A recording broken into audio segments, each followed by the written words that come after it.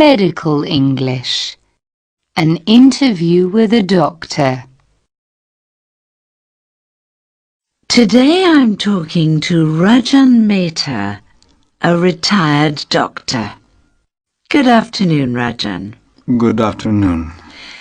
Now, you're originally from Mumbai and you came to work as a doctor in the UK. When was this? In the early 60s, 1962, to be exact. And why did you come to the UK? Well, it was quite common in those days. Experience of working in the British National Health Service was highly valued in India.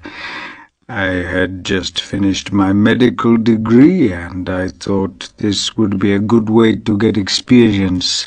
I only intended to stay for 5 years while I completed my postgraduate studies. So why did you stay longer? 2 reasons, really. The first is that I thoroughly enjoyed working for the NHS.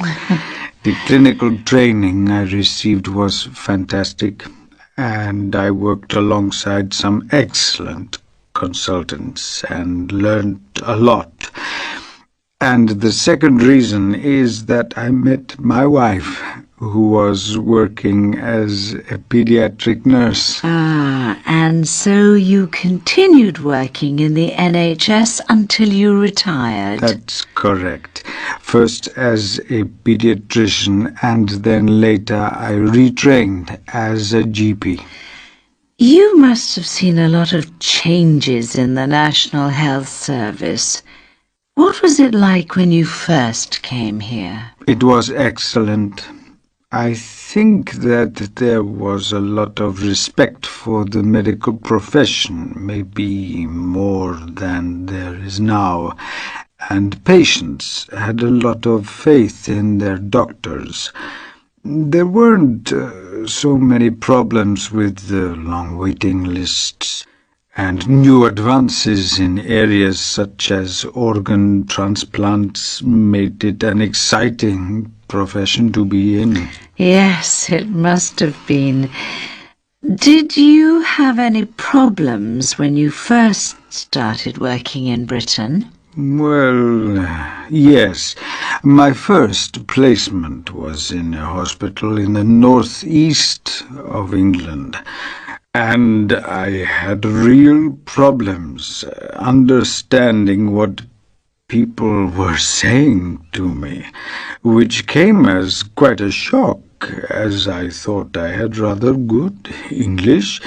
Eventually, I confessed to a colleague that I sometimes couldn't understand what my patients were saying, and she admitted that she had the same problem, as she came from a different part of the country. Yes, some regional accents can be quite difficult to understand. One last question. Do you ever regret not returning to India? No, not really. Of course, I missed my family, but my brother also came to England to live, and I returned quite regularly to visit my parents while they were alive.